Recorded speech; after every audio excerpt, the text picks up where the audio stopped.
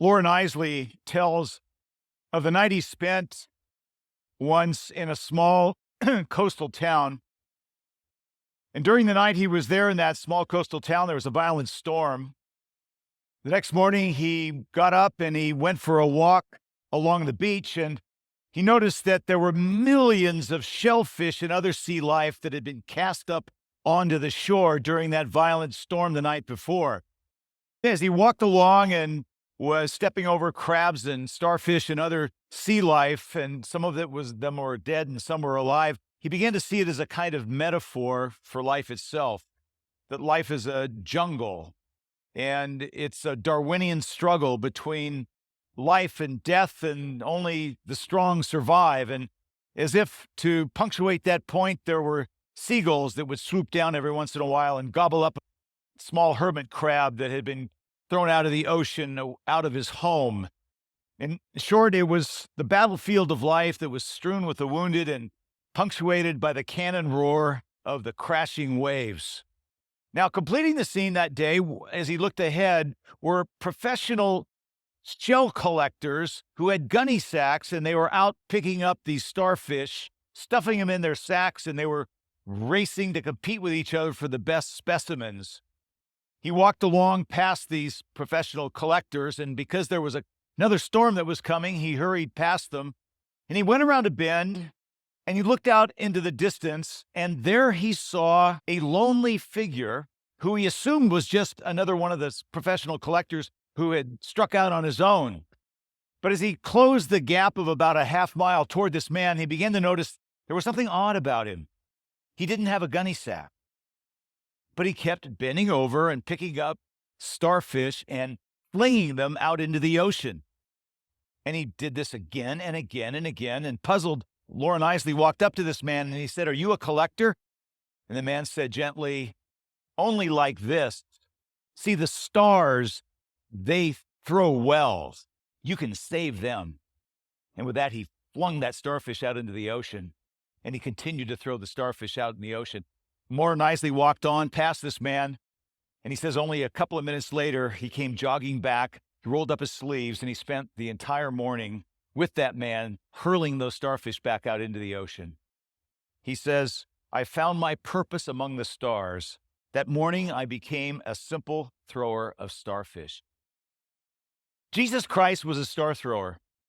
He spent his life among the castoffs of life's sea, the broken, the homeless, and the marginalized, and he would pick each one of them up in his hands, and he would fling them out into the limitless ocean of God's love. The star in our scripture this morning is a man named Bartimaeus, and he was a blind beggar until the day that he felt the touch of the star thrower. The story of Bartimaeus we're going to look at this morning is a kind of complex story. In fact, I think of it as the story of the fourth temptation of Christ. Of course, you all know about the three temptations of Jesus out in the wilderness with Satan. This fourth temptation of Jesus takes place right out in front of the whole world. And as I read the scripture this morning from Mark's Gospel, verses 42 through 52, I wonder if you can decipher what is Jesus' temptation in the scripture we're about to look at. I'll give you a little hint.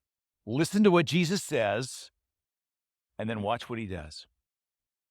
We read, Jesus called his disciples together and said, "You know that those who are regarded as rulers of the Gentiles lord it over them, and their high officials exercise authority over them. Not so with you. Instead, whoever wants to become great among you must be your servant, and whoever wants to be first must be the slave of all. For even the Son of Man did not come to be served, but to serve and to give his life a ransom for many." Then they came to Jericho. As Jesus and his disciples, together with a large crowd, were leaving the city, a blind man, Bartimaeus, which means Timaeus, was sitting by the roadside begging. When he heard it was Jesus of Nazareth, he began to shout, "Jesus, Son of David, have mercy on me."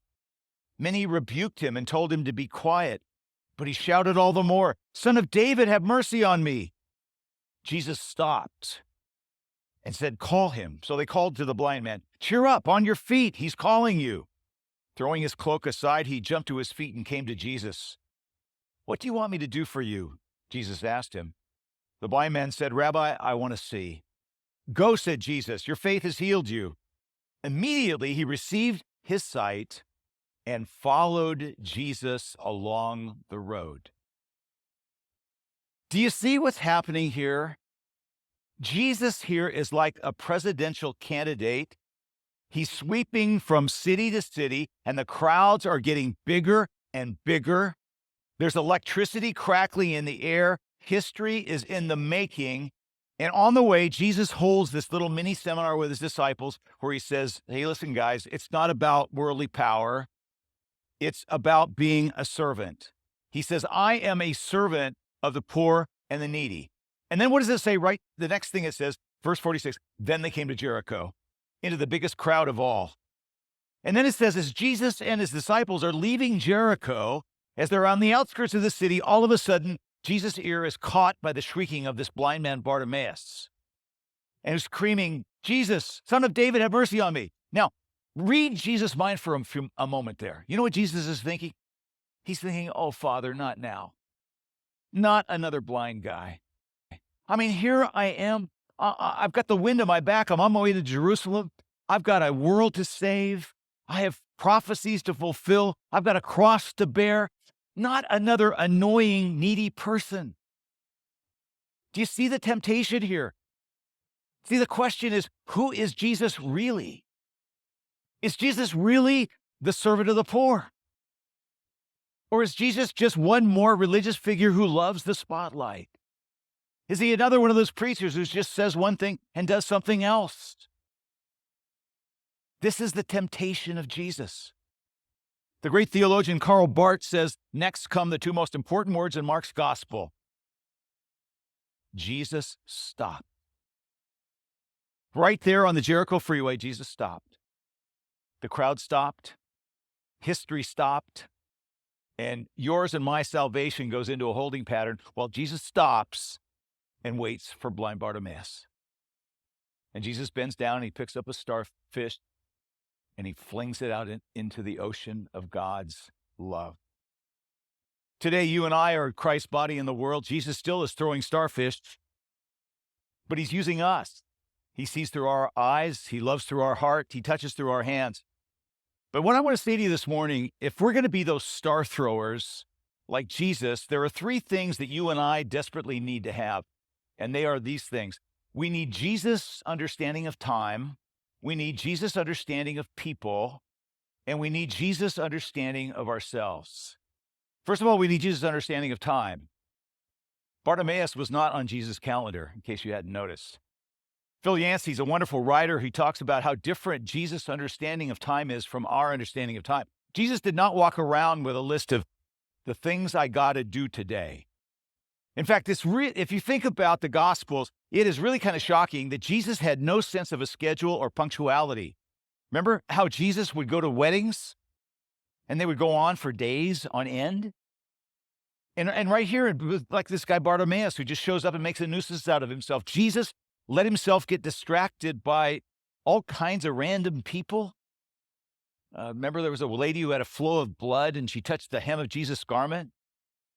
As a matter of fact, did you realize that two of the greatest of Jesus' miracles happened, and they were the raising of dead Lazarus and the raising of Jairus' daughter? And they both happened because Jesus got there too late to heal them while they were still sick. See, Jesus was perpetually late, but he was always on time for God's mission. The great Bonhoeffer said Jesus was the man for others. He was always free for others. Jesus was breathtakingly interruptible. And we're not. I know I'm not. Why is that? Because of one word, and that's the word time. Back when I was in Princeton Seminary, there was what's now a famous experiment that was done. One of the professors at Princeton made appointments with 40 seminary students and had them come to him to prepare a talk on a given topic. And half of those 40 professed students were given the topic of job opportunities, and half of them were given the topic of the parable of the Good Samaritan. And they came to the professor after they prepared their talk. The professor said, "You see that building over there? I want you to go over there and record your talk." And a third of those students, he said, "You got all kinds of time. Just take your time." A third of the students, he said to them, "You've got just enough time if you leave right now." And a third of the students, he said to them, "You're late. You better get running right now." Now, unbeknownst to those students, this professor had prearranged to have, lying on the ground on the path on the way over to that other building, a man who was an actor, but who was moaning and groaning and writhing, fake blood and all the rest, lying on the ground in their path as they were going over to prepare their talk. Now, how many of the 40 students do you think stopped to help the man? Out of those 40 students, 16 stopped. And 23 stepped around him, and there was one who stepped right over him. And here's what's sobering. It had no bearing whatsoever on what they did as to what they were preparing their talk on, whether there was job opportunities or the parable of the Good Samaritan. It made no difference what the theme was that they were doing. It all had to do with time. Of those who were told that you had all the time in the world, 2/3 of them stopped. Of those who were told that you were late, 1/10 of them stopped. We're dominated by urgency of time. And I just find that absolutely shocking. And I know that Marnie Crumpler and Vicki Franch find shocking as well as proud alums of Princeton Seminary. That's the sort of thing you'd expect to happen at Columbia Seminary or Fuller Seminary. Seriously, today, the time pressure is far greater than it was back then in the 70s. According to one author, Craig Lambert, he says we have more and more shadow work. What he means by that is increasingly today we're doing things ourselves that we used to pay other people to do. For example, today we pump our own gas. We book our own travel. We Google our own medical information. We assemble our own furniture. Increasingly, we are arranging our own children's extracurricular activities. And when they downsize at the office, more and more we're finding ourselves taking on those responsibilities at home. And in addition to being more busy, we're also more isolated because we're spending more of our time in front of a screen at odd hours instead of with real people during the day. Meanwhile, Bartimaeus is still there. He's in your life. He's in my life. Can you hear him screaming? He's there to throw a monkey wrench in your schedule. But remember, Jesus stopped. Jesus' day was not dominated by a schedule, but by God's mission. Jesus was breathtakingly interruptible as he went through his day. You and I need to have Jesus' understanding of time. The second thing we need to have is Jesus' understanding of other people.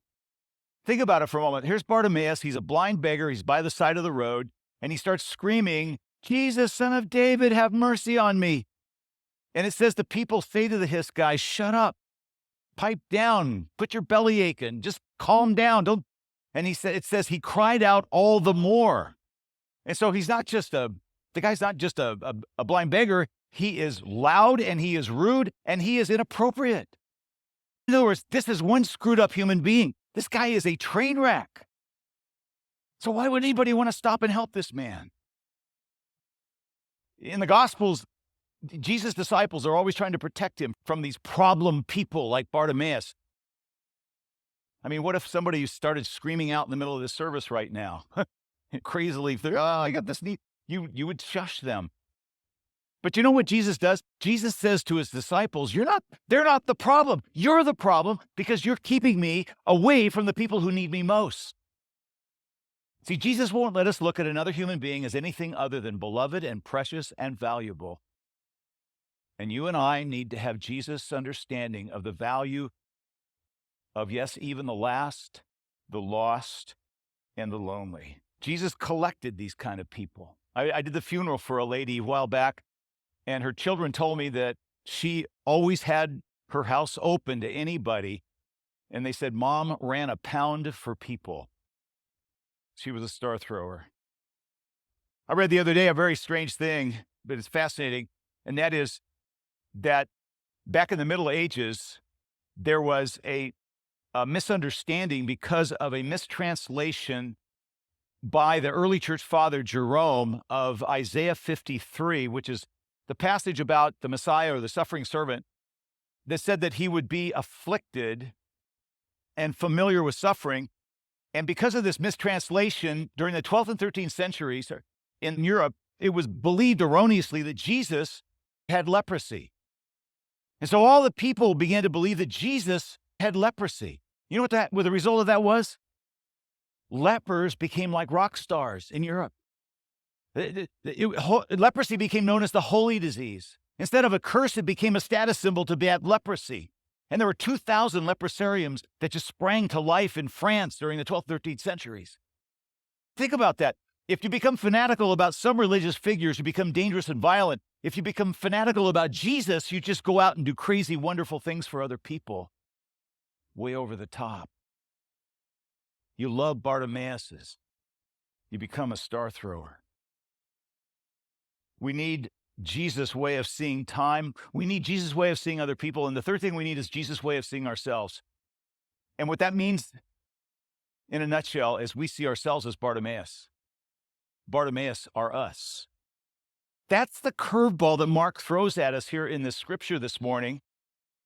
But what Mark does is he presents Bartimaeus as the ideal disciple for any who follow Jesus. And it's kind of subtle, but he zings us with the very last words in our story. Look at our last words in the story. The final line, it says, and he, Bartimaeus, followed Jesus along the road. This desperate man is our role model if we're going to follow Jesus along the road.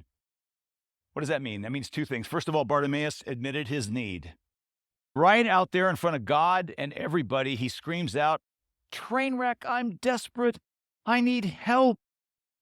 I think most of us are like the people who are around Bartimaeus in the crowd, and we tend to think that being religious means you got to have your act together. Because if you don't have your act together, God doesn't want much to do with you. The problem with that attitude is it puts you in a position of always being fearful and always being afraid. And saying, well, I got to make sure I've got my spiritual ducks in a row. Or we become self-righteous and we say, well, I do have my ducks in a row better than almost anybody else I know. But then you run into this Bartimaeus. He doesn't even have any ducks. He's got nothing. Do you have a part of your life this morning where you're a Bartimaeus? Do you have an Achilles heel that you struggle with in your life? The gospel's message is not I'm okay, you're okay. It's I'm a mess, you're a mess. And there's a method in the madness of admitting that you're a mess. And it's reflected in a Christian counselor named Mark McMinn. Here's what he writes. He says, a young woman I met described her childhood in a home where self-esteem was the primary virtue. Her parents taught her that she was delightful, talented, good-hearted, intelligent, and witty. But as she grew up, she felt that something important was missing from her incubator of childhood self-esteem. Somehow deep down, she always knew there was an intrinsic need for healing, an inner darkness, a moral decay, which was also part of her character. As she ventured into the teenage traps of promiscuity and drugs, she felt like an imposter, as if no one could know her true self or else they'd stop loving her. She didn't need another self-esteem button or a sticker to wear around the house. What she longed for was authentic awareness of her good and bad qualities, and a love that was big enough to embrace her regardless of her sin. When she turned to God as a young adult, she found what she had been longing for, one who knew every dark corner of her soul and still offered her love, forgiveness, acceptance, and grace. Last Sunday morning, I said that Jesus started a community that to be a part of, you have to be a failure. If you're going to be a member, you got to admit you're a sinner. And I have to say, if you're not a sinner this morning, I'm sorry, but there are lots of organizations out there that will welcome you in Atlanta, but I'm sorry, we're not one of them. Around here, only failures need apply. And what I love about Bartimaeus is he was fearlessly flawed. He said, I'm a mess, and I don't care if the whole world knows that I'm a mess. And this morning, you can look around this church, and you can see a lot of Bartimaeuses who are deeply flawed, and at the same time, who are totally loved. Bartimaeus admits his need. That's the first thing he does. The second thing he does is he seizes his moment. Notice he's sitting there, and I imagine he grabs somebody's elbow and says, hey, who's that passing by? And they say, it's Jesus of Nazareth. He goes, Jesus of Nazareth? No way. I'm not going to let this moment pass me by. I'm going to get what I need right now. And he starts yelling, Jesus, Son of David, have mercy on me. In our Pence family, we have a saying we sometimes say to each other. It's a motto in the family. We say, go big or go home. I mean, there's only one way to live, and that's all out, pedal to the metal. Put Tabasco on your scrambled eggs because life is short. I mean, go for it. That's Bartimaeus. He wants it all, and he won't settle for anything less than everything. And I love the fact that Jesus has him come, and Jesus says to him, you see what Jesus says to him? He says, what is it you want me to do for you? And Bartimaeus says, I want to see. Yeah, here's a guy who's clear about what he wants, and he goes after it. You and I need to have Jesus' understanding of time. We need to have Jesus' understanding of the value of all people, and we need Jesus' understanding of ourselves, that we're needy Bartimaeuses, each one of us. Jack Lemmon stars in a movie called Mass Appeal, in which Jack Lemmon plays a priest, an older priest, who is a mentor to a young priest who has been assigned to his affluent suburban parish. This young priest gets up to give his first sermon. It's a bomb. He just clobbers the people with a guilt trip because they live in fancy houses and they have mink coats and they drive fancy cars. And he just clobbers the people. And afterwards, Jack Lemmon takes this fiery young protege off for a walk to help him sort of coach him on how to talk to people in a way that people can hear him. And the young man says, what should I talk about then? And Jack Lemmon says, talk about pets. Do you have pets when you were a kid? And the young man said, all I had was goldfish. He says, talk about goldfish then. Talk about goldfish. Next time a young man gets up to preach, he stands up and he says, when I was a boy, my mom and dad wouldn't let me have a dog or a cat. All I had was a tank full of goldfish. And one day when I was out of my room, somebody turned up the heater on my goldfish tank. I came back and I didn't notice it. And that night while I slept, my goldfish boiled. The next morning I woke up and there were my precious goldfish floating on the surface of the water. And their eyes were bugging out and their insides were coming out. And as I looked at my precious goldfish, I remember thinking, oh, I wish that goldfish could scream. How I wish that fish could scream. If they'd screamed, then I could have been awakened and I could have saved their lives. I wish that fish could scream. And then he said, later I began to realize that people are like goldfish. They don't scream either, even when they're coming apart inside. And then he said, I remember Jesus said, I will make you fishers of men. And it was then that I decided to become a priest. I guess what I want to leave with you this morning is, people are like goldfish. People don't scream, even when their insides are coming apart. And that's why star throwing is so important. Moment by moment, every day, person by person, because it's not sea life that we're saving. It's God's precious human souls. People like Bartimaeus and people like you and me.